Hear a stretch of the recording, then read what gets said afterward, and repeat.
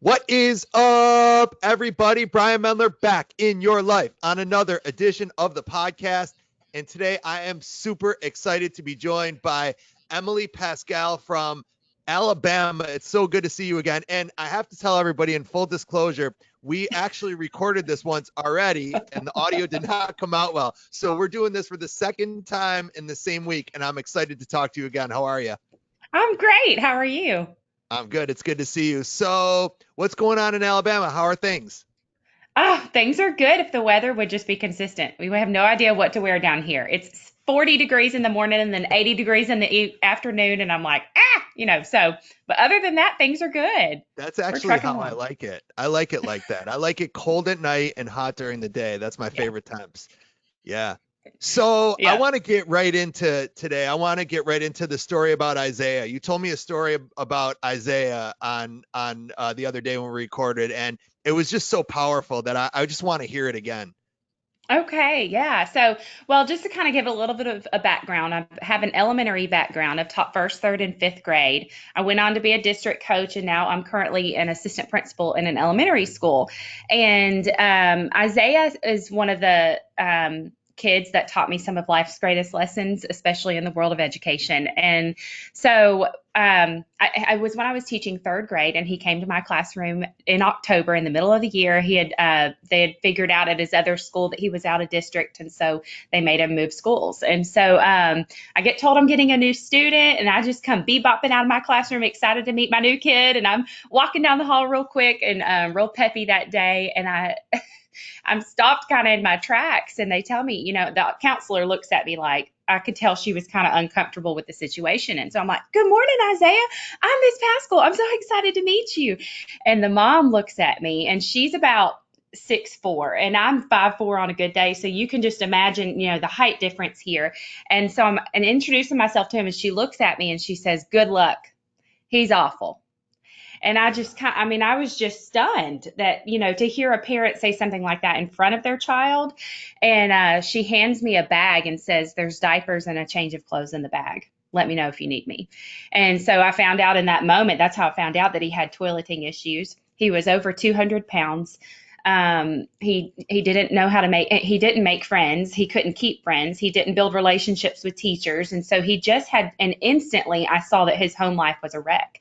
And so I knew that it was going to be a challenge with him. But so over the next 2 months, I just worked so hard to make things work with Isaiah, and it just was not working. He would not let me in. There was trust issues. He loved to seek negative attention in class, and no matter what I did, I just was hitting a brick wall, and I was struggling. I mean, it was just, and I know that any educator can relate to that when you get a child in your classroom that you just don't know what to do. And so Christmas hits and or Christmas comes, and he has a chronic absentee problem. And we have our Christmas party, and so he doesn't show up for the Christmas party that day. And I just was so disappointed. We had been investing so much into him. And so then on the days he wasn't there, I just would think of it like, just another setback, and you just wonder where they are during this time and why they're not at school. And so anyway, the Christmas party hits, he's not there. And so all of the kids have left for the day. And I look at his little desk, and he's got his Christmas present sitting on the desk that I had given him. And so it just kind of hit, over those 2 months, I had struggled so much within the four walls of my classroom. And in that moment, it just kind of hit me that I wasn't going to reach him in the four walls of my classroom. And I was going to have to get outside of my classroom to try this in a different way. And so I get the Christmas present, and I grab my purse and I start walking down the hall. And I pass by my principal's office, and she's like, "Where are you going?" And I tell her about what I'm doing. And I said, "I am struggling so much with this kid." And she knew because she was trying to help. And I said, "I have got to reach him. And it is not," I remember saying that to her, "it's not going to happen in the four walls of my classroom. I've got to try a different way. And I'm going to go use he doesn't have his Christmas presents. I'm going to use that as a reason to go and try to connect with his family."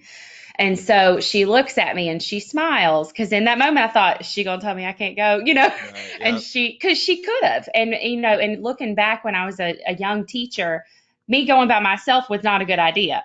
And so, but instead of her stopping me, she said, "I'm going to go with you."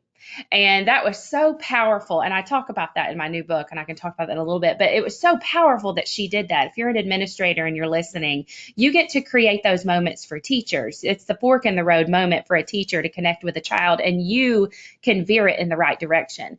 So she goes with me to Can I the just jump in real house. quick? Because Mhm. I was just going to say, especially now, I feel like because so many people are doing online learning where kids are Yeah. not in school. I know, you're doing a sort of a hybrid where you have some kids in school and most kids are in school, but some kids are not. But there's a lot of schools that aren't. And I think right now, what you said more than ever is the case, which is we have to build the relationships with kids outside the four walls of our classroom. That's just critical right now more than ever. I mean, it's always critical, but I think now more than ever. Yeah, completely agree. Completely agree. And so we we go up to the house, and he lives in a really tiny trailer, and it's super run down. And in all of my years of education, I've been on hundreds of home visits, and he is in the top two of the worst, living situations that I've seen. And you walk in, and so we knock on the door, and his mom comes to the door. And remember, she's like a good foot taller than me. And I'm like, hi, in my high pitched voice, and I'm excited. And I mean, we just were polar opposites in personality types. And she looks at me, she says, what are you doing here? And I'm like, Isaiah wasn't here today. I was so bummed. I wanted to give him his Christmas present, didn't want to wait 3 weeks to give it to him.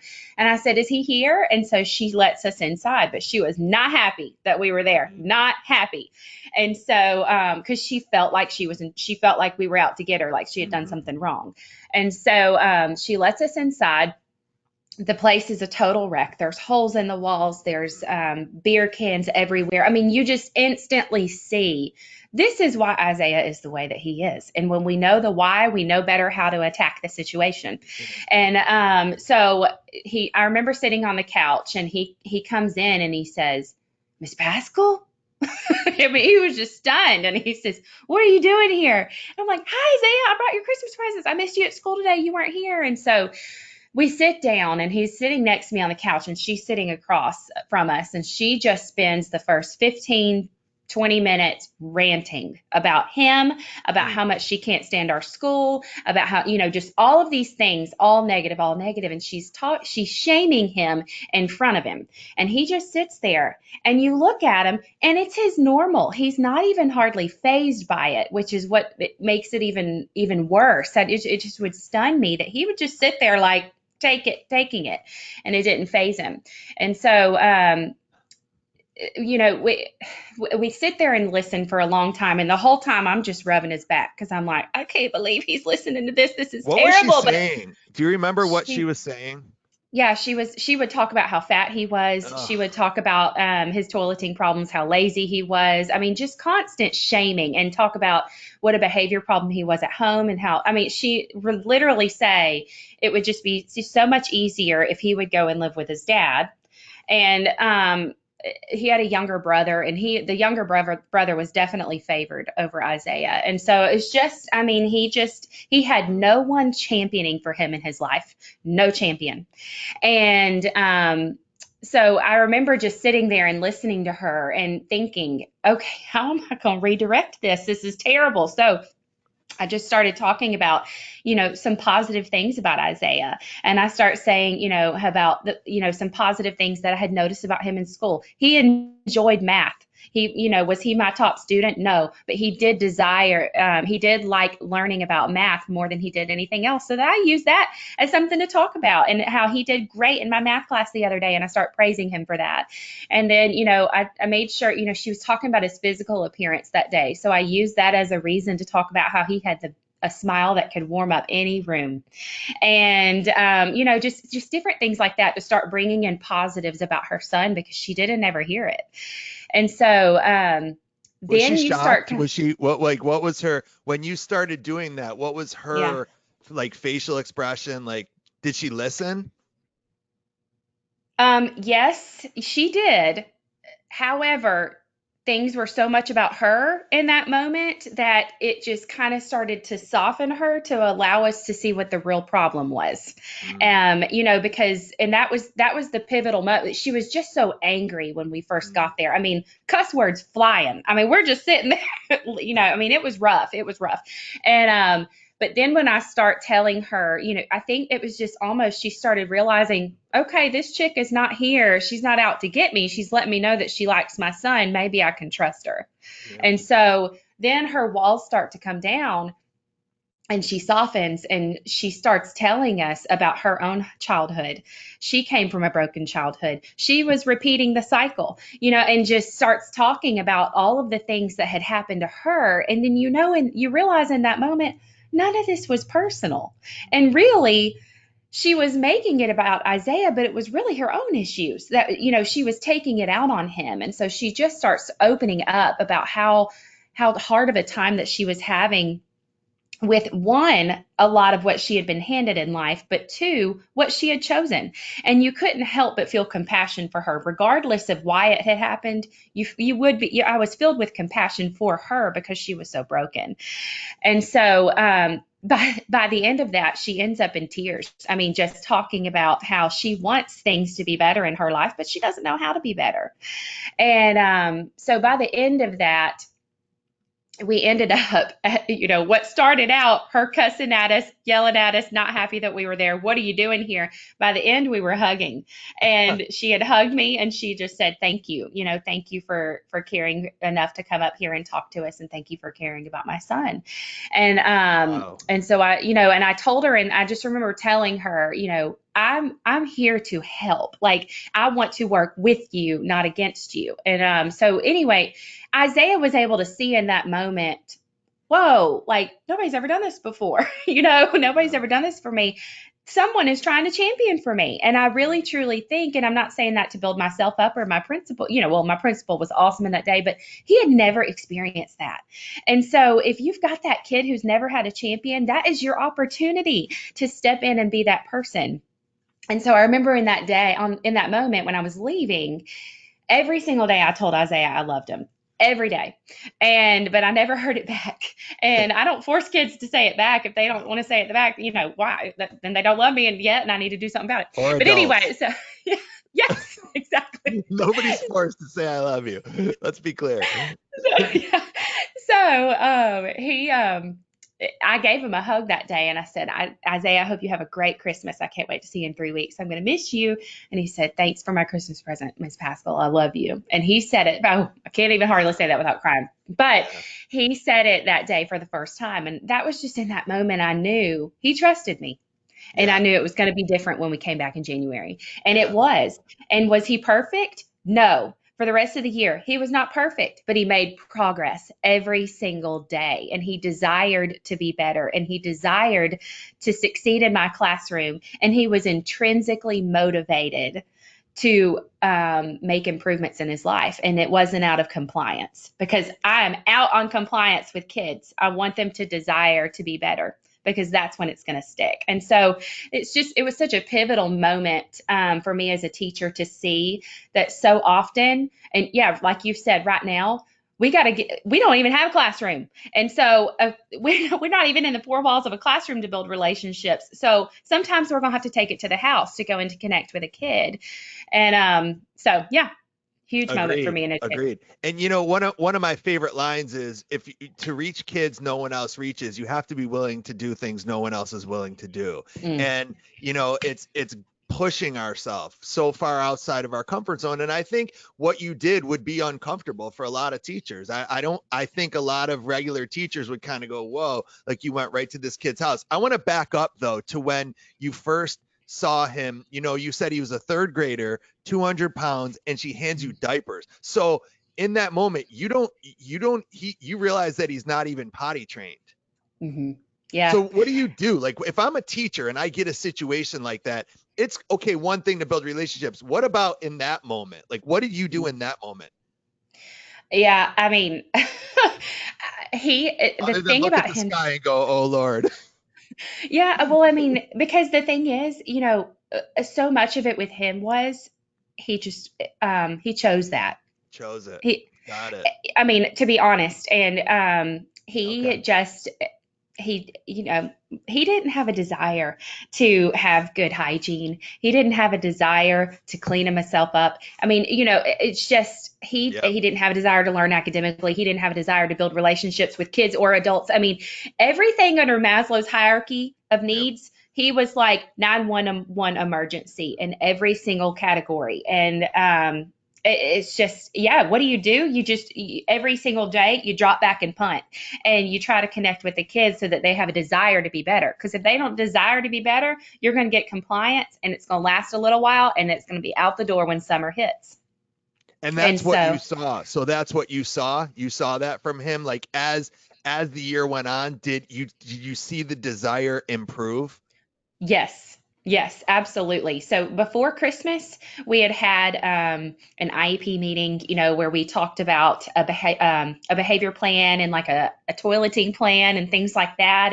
And so from October to December, because I was trying, like, I mean, like, he had a major odor. Like the other kids they didn't desire to be around him. I mean, it was just like, it was so many Yeah. problems Yeah. of things that were going against him. And he was not going to be successful if we didn't fix some of these things because the other kids weren't going to put up with it. And I knew that that was the case, that the kids were struggling too, knowing how to connect with him.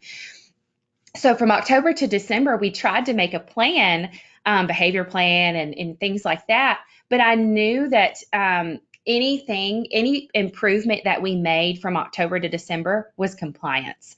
Mm. Hey, like some kind of incentive and things like that, because the relationship with he and I still was not there, and the trust still was not there.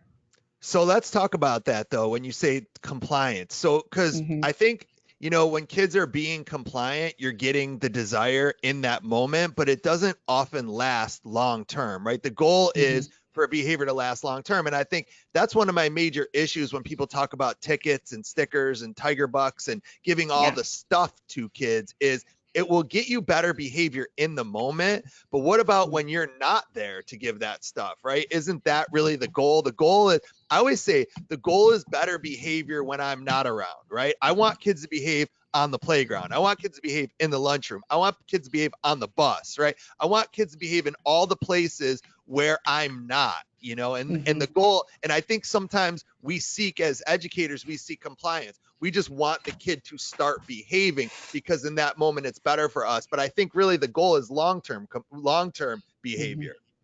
Absolutely, absolutely. And it's about building that community and those relationships. And I truly believe when you've got your classroom culture established and you've got really solid routines established and you've got relationships established, you don't even really need that management plan. Right. And so that Agreed. is your management plan, is they know your expectations, they know the processes and procedures in your classroom, and the relationship is there, and so they are excited to be a part of what you're doing. Yep. And if that's Well, there's not a there. reason. There's a reason that, if you look at most schools, there's a reason that kids will behave for one teacher, but they won't for someone else. I mean, it's Mhm, very rare that I go to a school and a kid is misbehaving everywhere all day. That's a rare mhm, thing. Usually there are pockets of the day where, and so what I always say is, well, what's one adult doing that the other one isn't? And when you look mhm, at that, it almost every single time boils down to connection and really going out of their way. You told a story about Isaiah, which reminded me of a student that I used to teach where I pushed the envelope too. Like when you said that going to the house, my heart sank a little because I'm for that. I'm 1,000% for that. But I also think a lot of educators are not. And I remember, so I was mhm, teaching high school at the time, and I had a girl named Liz in my class, and she lived in a group home. And she was one of the most challenging students I had. And around holiday time was the toughest time for her because mhm, she didn't really have a family. And the truth is she was watching TV and seeing the Best Buy commercials with the happy family opening the presents around the tree, and she didn't have that.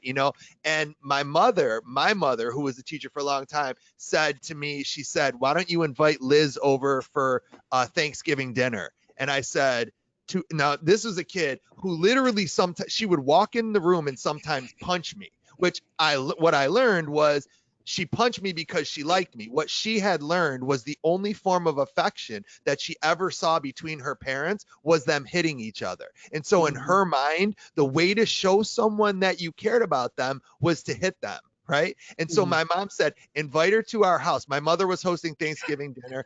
And I know, how about this? Right. And so I, of course, like, well, I don't know. And she said, well, do it right. So we called the group home. Right. And I said, if there's anyone working at the group home that isn't having Thanksgiving dinner and would like to bring her, right, to my mother. And so a Mhm. group home worker and Liz came to my house. There were probably like 15 to 20 people there that night.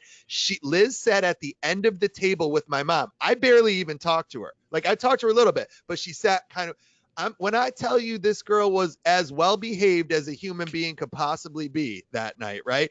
And I mean, she was helping do the dishes after. It was one of the best. And Mhm. again, exactly like you said, am I going to say that she was perfect for the rest of the year? No, she wasn't, right? She wasn't. But she was way better, right? And that connection piece of bringing her into my life, like not just going into her life, but bringing her into mine was such a powerful moment for all of us. Yeah, absolutely. And the progress versus perfection thing, that one of the things that I write about in my book too is I talk about, when these kids are faced with things like this, so often as educators, we've got to keep ourselves, and I say keep because this isn't a one time of getting the trenches. We've got to stay in the trenches because if you're like me, I grew up, and I'm meaning whoever's listening, you might be like me who grew up Nobody's in a like good you. home. I haven't met anybody like you. I've met a lot. I think I've done 61 interviews on this show, and there is nobody. The level of energy that you bring and the light that you shine is contagious, and I want you to know Um, that. But Thank go ahead. you. Well, thank If they're you. like you, Well, even though they're not, but if they are, go ahead. well, I just meant if you might be like me who came from a really good home growing up, and I had two parents at home, and I had, my parents had a good income and things like that. So when I went into education, to fill myself with true compassion and understanding, I had to put myself in the trenches to see what other kids are going through. And you're not going to always see that at school. You've got to sometimes take it to the house and always take someone with you. Always take someone with you. I want to make sure, that I say that out loud because you don't need to go alone. And you don't always have to even go in the house. Most of the time, I stay in the yard and I talk to them in the yard. But we've got to put ourselves in the trenches to help to better understand our starting point with kids. Because the thing about Isaiah and the thing about hundreds of thousands of kids in this country is they have got to unbecome what they have become in their home, and you've got to help them unlearn so much of what they've learned. And so, we can't have this better mentality because kids don't know better. And it's our job to teach them and help them see the way to be successful. And so it just kind of gave me these home visits have given me a brand new perspective of you're not just teaching them to be, teaching them the great things to do to be successful, but you've also got to help them unbecome what they've already learned. And that's Yeah, what's hard. And if you don't help them unbecome it, then they're not going to become, I mean, yeah, you gotta tackle that first before yeah. you can really tackle the other. Agreed.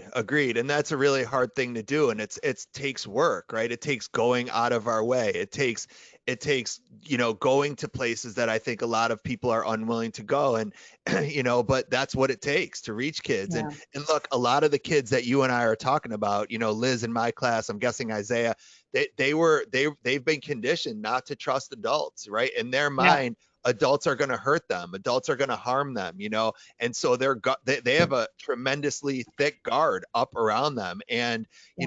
the goal is to knock that guard down. The goal is to break down those walls, and to show a kid, listen. And I remember saying this to kids: I don't care what you do, I don't care what you say, I don't care what your behavior is, I'm not quitting on you. Like I just, Mhm. so go ahead. Like, you want to do whatever, you want to cuss me out, you want to call me names, you want to flip a desk over, go. Because when it's all over, I'm gonna still be standing here. And sometimes I think you just have to outlast kids. Sometimes it takes going through a tantrum with them or going through a meltdown with Oh, them, right?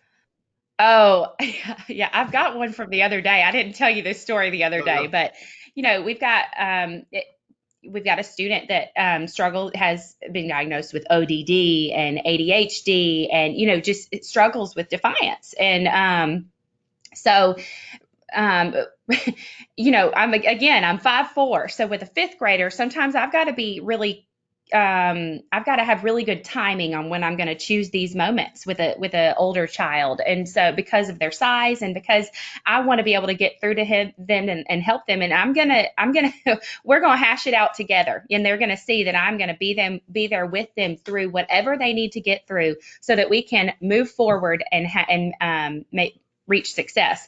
So there was just some issues with, he was not wanting to he was just being totally defiant in the classroom, or not wanting to comply with anything that the teachers were asking, and even just very much defying, and would say, no, I'm not doing that, and just anything, you know how that goes. So Yep. There was one day that I thought, all I'm trying to do here is to help him see that my office is a safe place, and we can have a break in my office, and we can have a reset in my office, so that the rest of the day can be successful. And that's what I try with kids like him, to to get them to understand that I'm not out to get you. This is not a gotcha moment. I've got you, and I'm here to help you. And so, but we were going to have a breakthrough moment for him to realize that. So when the kids were going to PE, I looked at the teacher and I said, we're hashing this out in here, and hang with me, but we're going to stay in here for PE today, he and I. And she stayed too. And so he was not, he was so mad at me that he was staying in the room, because all I wanted him to do again was come to my office for a break. And so we're going to call him John, but I kept saying John, reminding him of all I wanted to do to help him. So he just starts escalating. He is so angry that he is not getting to go to PE with his friends. And so he gets his textbook and he's just banging it on the table, just so mad. Well, the binding broke on the textbook. So I'm like, well, it's not a chair. And, it's his little book, and it wasn't huge, so I thought, okay, textbook's broken.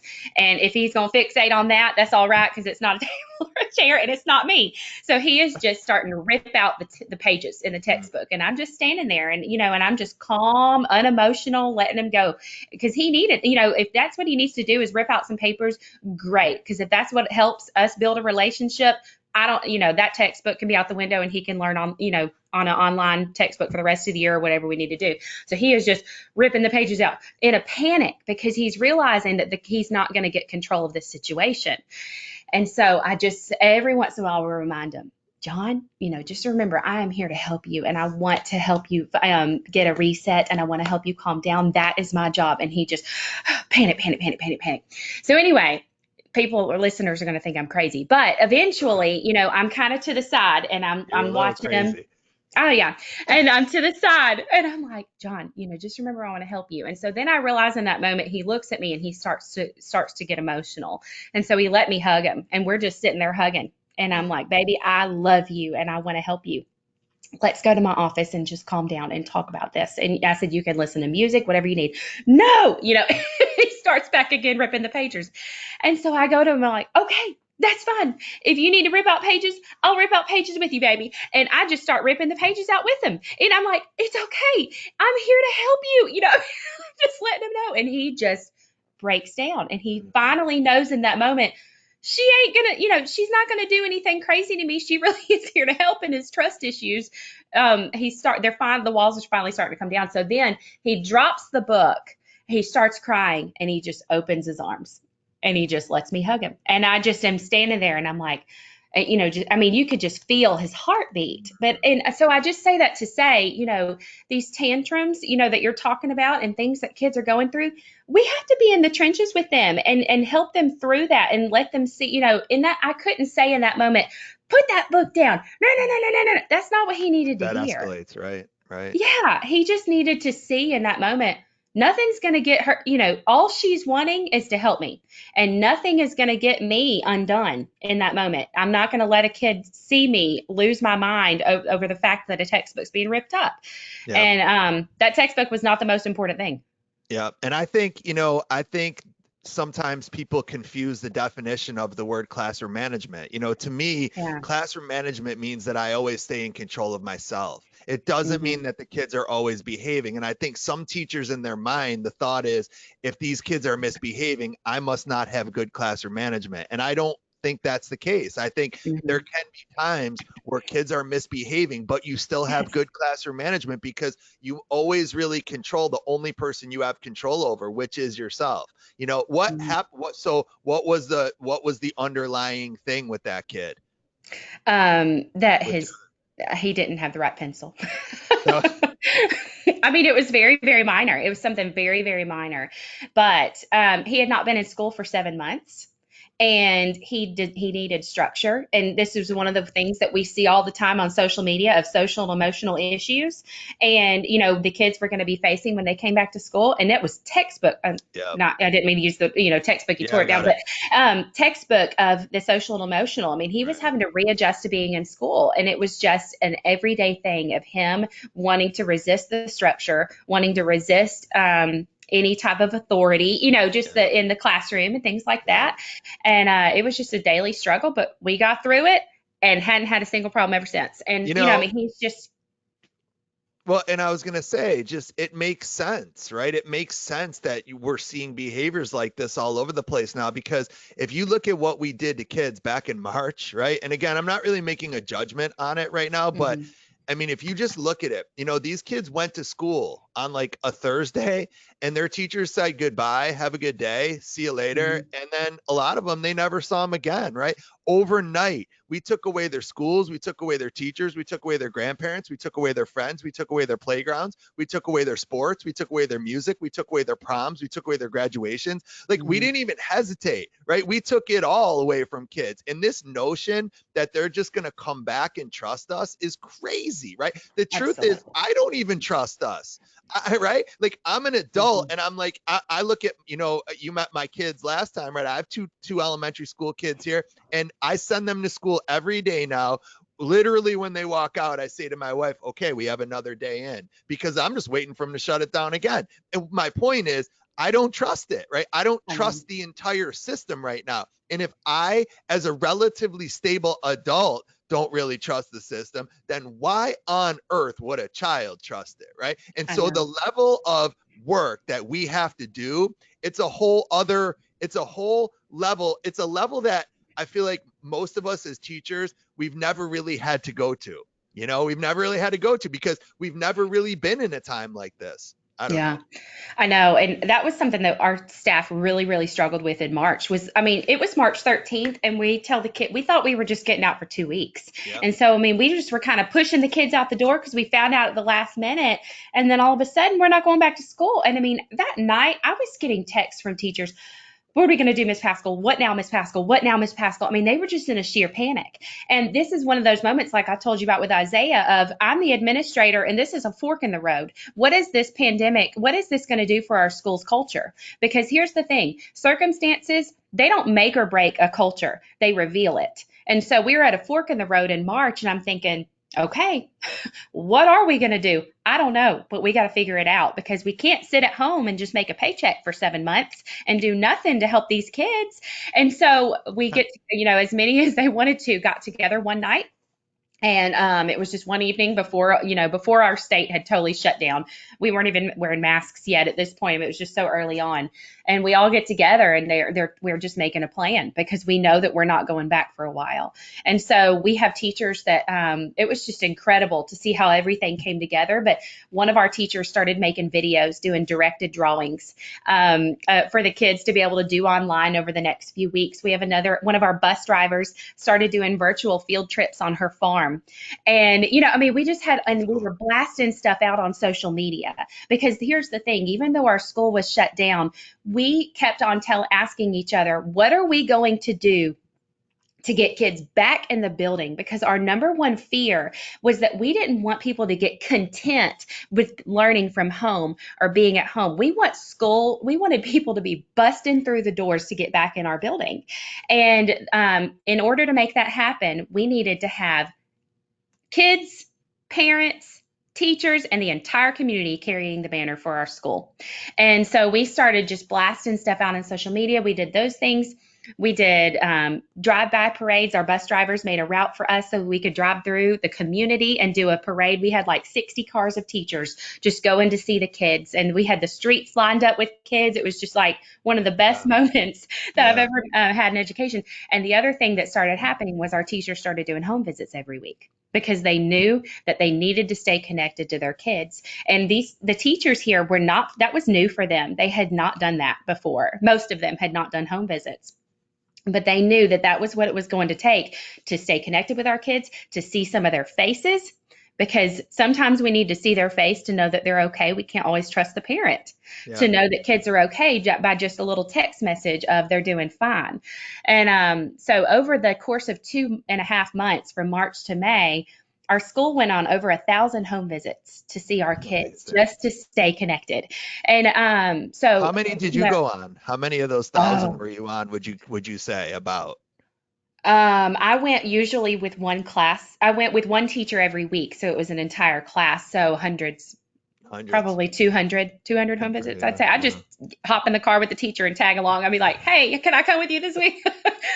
Just but just to stay connected because and the beautiful thing about it was when we do still have some kids that are virtual. I don't want to, but we have the highest percentage of kids back in the building in our district. We're at over 80% of kids back in our building right now. And so our goal is to have, a way higher percentage come January when the kids are Sure. allowed, the virtual kids will be allowed the option again to Yeah. come back. And we want all the kids back in the building. We just keep asking ourselves, what are we going to do to get all of these kids back?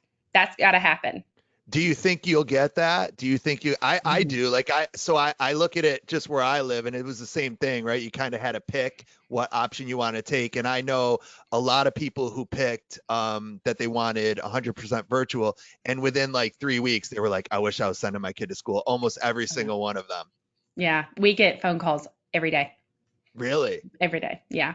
And Yeah. we've been yeah, I mean they really want to come back. The difficult thing is right now though that some teachers have been pulled to be virtual teachers this semester. So it's a numbers thing. Yeah. We've got pretty high class sizes right now Yeah. already. Um Look, so virtual teaching's not as good, and I'm not yeah. afraid to say it. And I mean, I get blasted on social media when I say it, and it's look, I don't know why people get so offended because I'm not. It's not about the teacher. Like I'm not Mm-mm. blasting the teacher. What I am saying is, it's an impossible competition. If you think about it, Yeah. when you're teaching virtually, you're competing against every other thing that my third grader could be doing on his iPad, right? So Yeah. he has ridiculous apps and all sorts of cool stuff that he loves on there, and that's your competition. You're literally competing against that, and good luck. I mean, it's a competition that's almost impossible to win. And I see it with my kid. I see it with my kid. One of my kids is in school 5 days, my other kid is in school 2 days, and the days that he's not in school, he sits down and his teacher tries. Like, I'm not in any way, like, I love his Yeah. teacher. He's got a great teacher this year. I'm very, very happy with the teacher that he has. But I sit there with my wife and I shake my head and I'm like, this guy could be the best teacher in the world, and he's in big trouble because how do you compete with all of the really cool apps that kids have on their iPad? And they only get a certain amount of time on their devices every day. So that's I always tell teachers now, that's what you're competing with. Your minds. And same when you're teaching people at home, you're not teaching the kid, you're teaching me, you're teaching the parent. Like, I'm watching, right? We're watching now. Parents are watching. Education has changed so much, I feel Mhm. like, over the last few months. It's just incredible to see. I was curious for you. So you said you grew up in a good home life, and Mhm. did you have any struggles? Have you had any struggles that have helped define who you are? Yeah. So, and my home life was not perfect. My mom's first husband passed away from cancer, and she had two kids with him. And then my dad was older than my mom. He had been single all of his life, never married. And so he actually was the first single man in Alabama to adopt a son. And so yeah. And so then he Cool. meets my mom, and that when they get married, there's three kids, her two kids and his. And then they had me a year later. So I was in a blended family, and, blended families always have some bumps in the road and things like that. So was it perfect? No, but I was cared for. my physiological needs were met, and things like that. I mean, I was in a good home. Yeah. And so that was the one. Are you close with your siblings?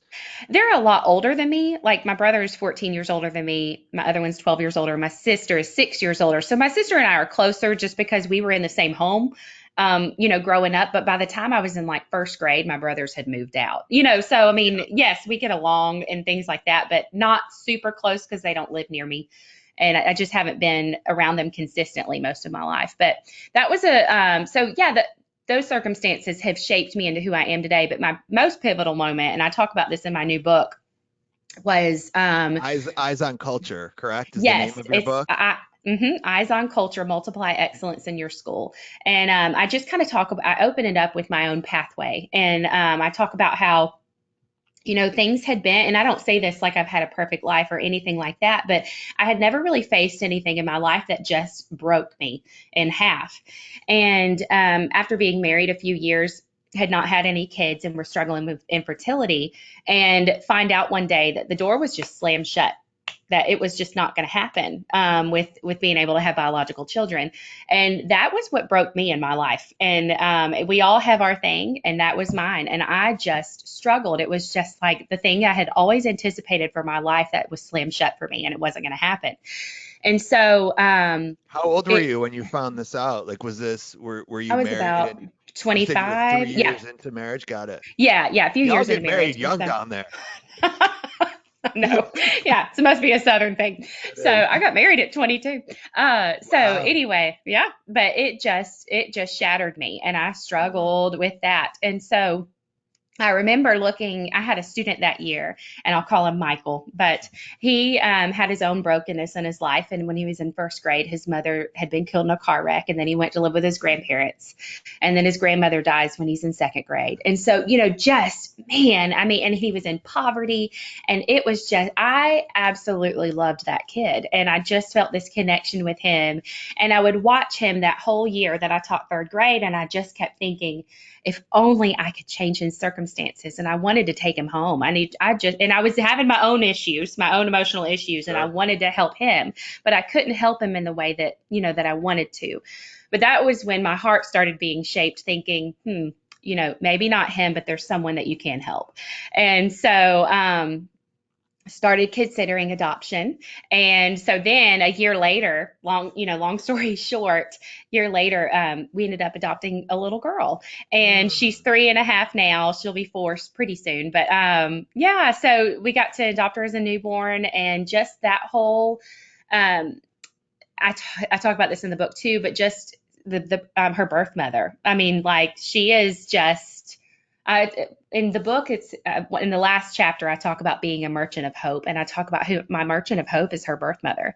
And just seeing that, even though um, she was in a broken situation herself, and that she still selflessly chose something for Avery, a pathway for Avery, even though she didn't want to, but she loved her enough that she was going to do it. And just seeing what she did for Avery's life just gave me a brand new perspective just on every parent in the Wow. world, and on every, and yeah, it was a huge learning and pivotal moment in my life of just filling myself with compassion for others, and um, being more selfless. So I'm just curious a little bit more about that. So are Yeah. you so Avery is from your community No. then? No, No. So she was born in another state. She was born in Texas. okay. So are you close with her mom, Hmm. her Yeah. biological mom? Yeah. That's so cool. Yeah. Yeah. So back, like we were matched in August with her. And so had some contact, because you always hear these horror stories about adoption. And I know that sometimes certain situations you've got to keep things really private and they not know about you. But um, it was just different with her. And so she and I really found an avenue to be able to connect and be in communication. And she wanted to meet us. And so in October, we actually flew out there to meet her and her family. And we went out to eat together, and No things like way. that, and just got to know each other. And you brought And Avery with you or just she just wasn't you? born yet. She She wasn't wasn't, born oh, yet. got it. So it was Mm-mm. before she was even born. Yes. Yes, sorry, I wasn't clear on that. So we go out to meet her, yeah, and then spend a weekend there and just kind of get to know her and her family. And so What was then we her come back. story? What was her story? Was her story just she just couldn't raise her or take care of Mhm. her? Yeah, yeah, just Got her it. circumstances. She just Got couldn't. it. And so she she wasn't born until February though. So then, we go back when she's being born and we go and get to spend some time with her again. And that was it. I tell people, and I talk about it in the book, that was the hardest moment of my entire life was Mm, saying goodbye to her because, so often when you think about adoption, you think you only see the joy on social media, but really adoption begins with trauma. And I didn't know that. And so just seeing that trauma happen in real life, it just filled me with some understanding about what kids go through and, in the classrooms and in the schools. And saying goodbye to her was the hardest moment of my life, for sure. Now, we're still in contact today and things like that, but just that day was excruciating I just want to make because sure I'm following. So this is mhm, before she was even born that saying day goodbye to her when she was born. No, she when was she was born. born. Got it. Sorry. Yes, I And kind of I, rushed through I would that. feel like there would be a lot of anxiety the whole way though, right? Too, because you know you're going Hmm. to adopt this Oh, kid, yeah. but you, Emily, don't have control over what the mother Oh. does while she's in her stomach and that constant worry and fear about what the mom is doing. Yeah. Oh, definitely. Yeah. Yes. I skip. Okay. So Yeah. she picked us when she was like 4 weeks pregnant. So we had 8 months to Got it. go. So, she picks Got us it. in August. She's not born till the end of February. So yes, that was like 8 months of surrendering control. And because I Yes. love to be in control and I love to, know what's going to happen and I love to have a plan. And there is no plan when you're when you're in the middle of an adoption. And Yes. so, yeah, it And taught me some the of fear of life's. her changing her mind probably, right? Mhm. Too. Like Oh, yeah. just so many things going through your head. I can't even imagine what that would be like. Amazing. Absolutely. Yeah. Yeah. Wow. It was very scary. And, but just, I think one of the greatest, yes, I learned a lot about you can't control everything Yeah. and you've got to let things go. And just, but the biggest thing that I learned was so often we're so judgmental of parents and education or wherever. We're so judgmental and just, it just taught me like, even when they're broken and even when, um, they don't always make the best decisions so often and in most cases they still love their kids and they want the best Yeah. for their kids. They just don't know, they don't always know how to help them and they don't know how to be better because they weren't raised better. And Mm, so we've just got to we two of the best things that we can do in education is to fill ourselves with compassion and grit. mm. Compassion, but you can't stop there because you can't stop with that bless your heart mentality or we're not going to help them get better. So often we talk about, oh, well, he's not really doing his work because his home life's just bad. Okay, so what are you going to do about it? Right. That's the grit. You can't stop at that. I can't, that's one of my pet peeves, but we can do that another podcast another day. So will or does Avery have a relationship with her? She doesn't right now. I'm not opposed to it. Good. Probably she knows, but since the day she was born, I mean, obviously when she was a newborn, but she knows like as much as she can understand right now. I, tell her name and I'm like, you were in her tummy. Did you know that? Just things like that, just so it's never like a shock for her. She's Yeah. never going to find out what, it's Yes. just always going to be her normal. Yeah. And so I'm not opposed to it, but I'm just kind of going to wait and see what she wants. Did you name her or did her biological mother name her? We kind well, we did, we named her, and so, but her middle name is the same as her birth mother's middle name. Ah, So very cool. yeah, so we kind of did Wow. that together. She was excited about that. Yeah. I like you more the more I talk to you. It's really you're just an incredibly impressive person, and I'm honored to have spent some time with you. Is there any with these hours go quick? Is there any last bit of information that you would like to share with anybody with people? Um, yeah, one thing that I do want to say, just kind of going back to the situation with what we're all in schools right now, and I know that it's a struggle. And right now, we don't have control over our circumstances of what your school district has decided to do or what kind of city you're living in with how widespread the virus is. Everybody is in different circumstances. But right now, we've got two choices. we can sit back and we can hope that the conditions will change, or you can step up and be the merchant of hope that kids need right now. And, when school was about to start back, we had one of the teachers came to me and she said, Miss Paschall, we've got 3 kids right now that are on the virtual list and they cannot stay on that virtual list. They cannot stay on that virtual list.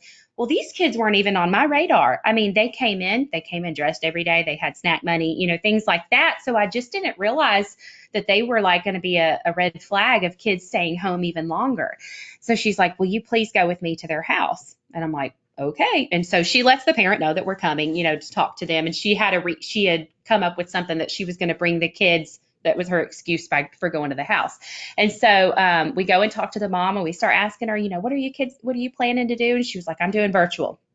And so we start talking to her for about 30 minutes and she kind of explains about why she had chosen virtual.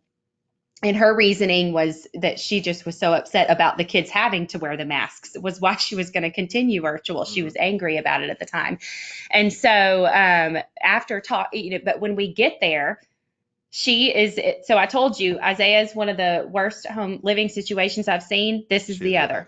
Yep. And I don't know which one's worse. I mean, they're even. And so I'm just seeing this terrible living situation and thinking, oh my goodness, these kids. It for people though. What are you actually seeing?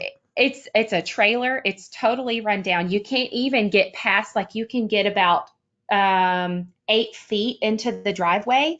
You can't even drive past that because there's just a total dip in it. And it's like a swamp. I mean, it was just a total swamp area. Okay. It was just, it's terrible. The trailer is totally run down. There's 8 people living in it. It's a single trailer. And so we're talking to her and I'm just looking around and thinking, what are we going to do to convince this mom? And so finally we start telling her, I'm like, I get it. I understand about the masks. I hate them. I mean, I hate the masks. I don't think anybody loves wearing a mask. I think some people Not many. love it. I disagree with you there. I mean, I think some people love it. And I'm not trying to be rude or disrespectful, but I see people post pictures in their mask and I'm like, that means you spent one extra moment in the mask than you had to. That if you're posing a picture wearing your mask, you're wearing it longer than you actually have to be wearing it. I just want to be clear. That's true. Maybe some people enjoy it. So I tell her, I'm like, I get it that you're upset about the masks, but here's the thing. We as adults, we hold views on things, but we can't let our kids have to, suffer from that, from our own viewpoints. And so anyway, I say all that to say, we finally convince her to shift the kids back to coming to school traditionally. And since the kids have come back, their power has been shut down twice. Their water has been turned off. They don't have food. My eyes were just open to these kids could have been home for 5 more months. And if you are listening, you've got kids in your building that are in this situation right now. And so are you going to sit back and hope their conditions change, or are you going to be their merchant of hope? You've got 2 choices and it's a fork in the road right now. And so, since then we've gotten the social worker involved. She's pouring herself into them. One other story, and I'll tell it real quick because I know our hour's almost up, but I got time. Okay. So they try to keep me to an hour on these, but you know what? Whatever. One of the great things about podcasts is there's no time limit. Okay. Well, one other story is last week, we're trying to stay in touch with our virtual kids, not just through a computer screen, because not every kid's signing on. And I get it that not every kid should have to show their face and, to show their living conditions and things like that. I've seen that on social media, but if they are not showing their face and we haven't seen their face in 7 months, we got to find a way to see their face because something's not right. Something's not right. And so we've got a family that we just have not been able to see for 7 months. I haven't been able to find them. And so I've been on the hunt. Last week, I went to 3 different homes looking for these kids with our SRO officer, and the social worker. So finally we locate them. They're living in a campground. And I mean, if we were just thinking, okay, they logged in on their computer. No, that's not good enough. A login is not good enough. And so are you going to hope the conditions change, or are you going to be their merchant of hope? So now we're pouring ourselves into these kids, trying to get them some help because they're homeless. They are homeless right now. And we wouldn't have known it had we driven around and looked for them. had we not looked around I've been for him. saying it from the start. You know, it's real easy as a doctor to tell everyone to stay home and stay safe when you have a really nice home. And I'm not trying to be rude or disrespectful, but you know, there's a lot of the kids you're just talked about, the kids that I worked with, staying home, let me be clear, was not safer for them than going to school. Hmm. I don't care what is going on, staying home was more dangerous. And this notion that for everybody staying home is safer is just preposterous. It makes no sense. And the fact that as a society we've adopted that sort of, right, in a lot of different ways is just, I shake my head at it all the time. You know me, I believe kids need to be in school. My kids are in school, but I believe school should have never even been closed in the first place. That's what I believe, and people Hmm. crush me for that when I say it on social media. But I don't get the horror, right? I mean, we didn't close the airports, we didn't close the hospitals, we didn't close the grocery stores, we didn't close like so. This notion that we close school, I don't think school should ever be allowed to be closed. Now, there might be a time, like on the airplanes, you only have 3 or 4 people on a flight. You might have time where there's only a couple kids in the school. I understand that and taking precautions, but to me, the school is one of the most fundamental foundations of a community, and it has to be open, especially public schools. And you know, for me, that's the route. And it's become so political now that it's almost like you can't even say that, because if you say that, Hmm. everyone's like, yeah, you must feel. And I have no political bias in this whatsoever, other than looking at children. And when I say that, it's not about my kids.